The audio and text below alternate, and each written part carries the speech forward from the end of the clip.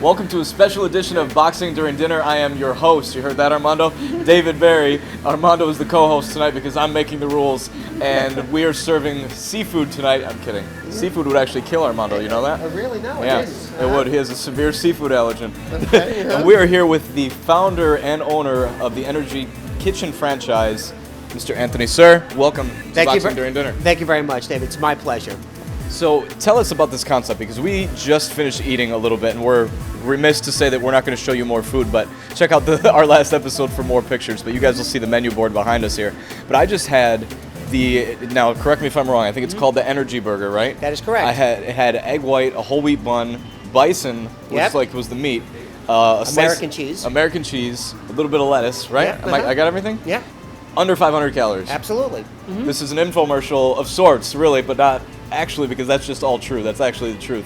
Can you just tell us where you came up with a concept for this? Because, and you mentioned it earlier, so many of these chains are kind of like salads and leafy garbage. Mm-hmm. But your stuff is actual real food that people would normally want to eat, but it's healthy. Sure. We're a healthy, fast, casual concept where we steam, bake, and grill everything. Okay, everything on the menu is under 500 calories. So we're very transparent in the aspect of we have one serving size. So you can look at the menu, and one of my pet peeves is serving sizes. For example, you could get an ice cream these days that's in a pint that has 4 or 5 serving sizes, but it'll say it has 500 calories. But really it has 2,000 calories. So you can look at all our food, and just like David said, everything is included. The bun, the lettuce, the tomato, the egg whites, everything that's in that sandwich there. So we really try to make healthy easy. We take the thinking out of eating healthy. So I had this really big souffle. I think it's a souffle, the spinach thing, right? Mm-hmm. And it was just like a cream spinach. It's only 70 calories. And I know we're not actually getting paid to say this, but it was amazing. It was like the portions were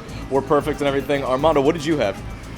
I had the sirloin burger, which is great, with fries. And I know you didn't have fries, but it's a misconception that all burgers and fries have to be unhealthy. Mm-hmm. But here at Energy Kitchen, it's delicious. It's fries and a burger, and it's under 500 calories. Armando, at Energy Kitchen, you're going to get 100% of the taste with only 50% of the calories.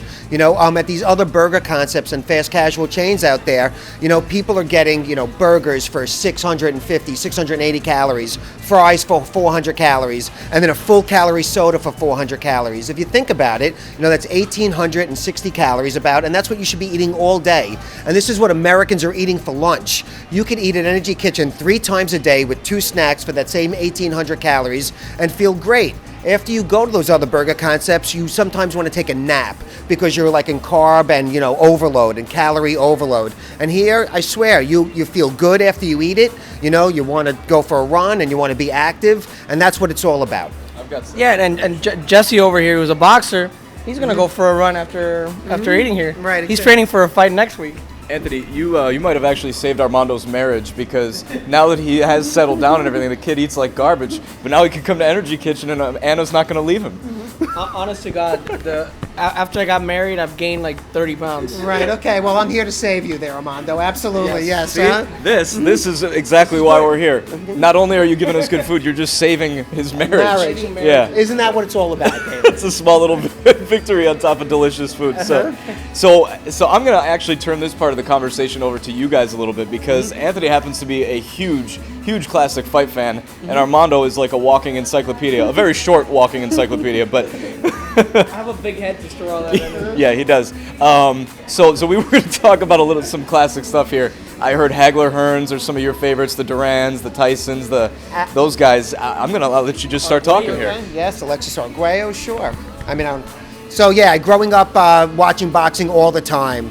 Being 43 years old, watching in Hearns and Hagler and Duran, Alexis Arguello, Boom Boom Mancini, the heavyweights were Norton and Ali and Frazier and Foreman, and everybody won a title, and it was so exciting back then, and couldn't wait to watch it, and who was winning, and you never knew who was gonna fight, and Yeah, and that was a great era, because like we were talking a little earlier, now in boxing, you have so many titles. You have guys not facing each other. You know, Mayweather and Pacquiao are never gonna fight. Right. And if they fight now, who cares? You know, they're like past their prime. But back then, you knew that Hagler, Hearns, Duran, and Leonard were all gonna fight each other. Absolutely. It was a great, and you couldn't wait for those fights, and you were waiting till they get paired up, you know? And it was just very, it was an exciting time at that back then. You know what it took for fights not to happen back then, David?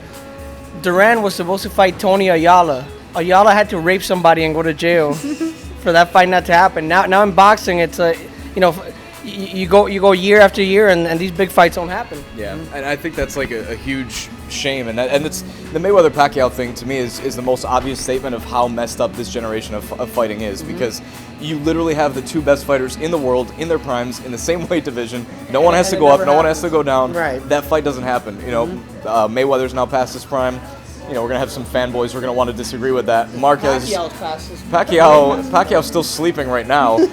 Marquez putting his lights out, and you could even see he was starting to lose his step. But you know, those fights just don't get made. Well, meanwhile, like you were saying, even on network television in the 70s, 80s, and 90s, the biggest fights were being made, and they were in people's living rooms without a subscription. It was Channel 7, it was ABC Worldwide World of Sports. Saturday afternoon. Saturday afternoon fights, and you know, again, being a big fan back in the day, my father growing up, it was just a pleasure watching all that stuff. You know, even moving on, you know, to Tyson and Spinks, and you know, Tyson taking all, you know, those titles, and you know, you just knew when was he going to lose? And then, you know, Buster Douglas comes out of nowhere. You're like, who is this guy? You know, and then knocks him out.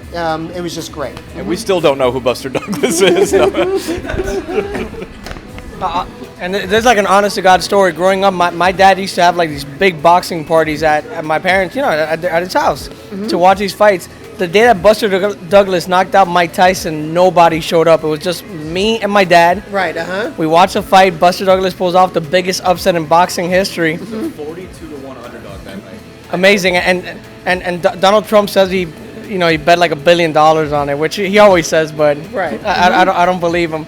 But if people want to come to your restaurant, where can they go, you know, to check out the menu and check out the locations to see where they could go? Well, they can go online at www.energykitchen.com. You know, here in Florida, they can go to 2626, Ponce de Leon in Coral Gables.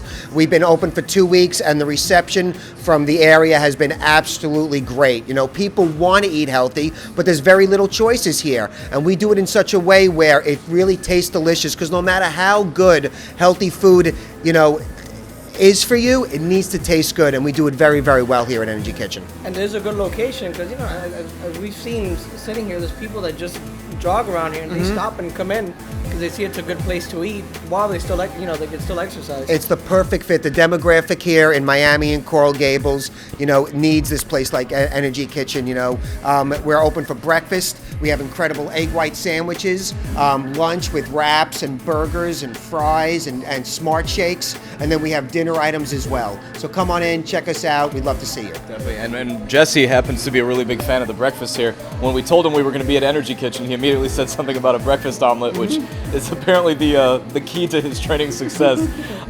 We're also going to have links to Energy Kitchen's links where Anthony just mentioned, the website. That's all going to be up on our Facebook page and our Twitter as well. Check these guys out. We're going to be here again next week, and we'll see you soon.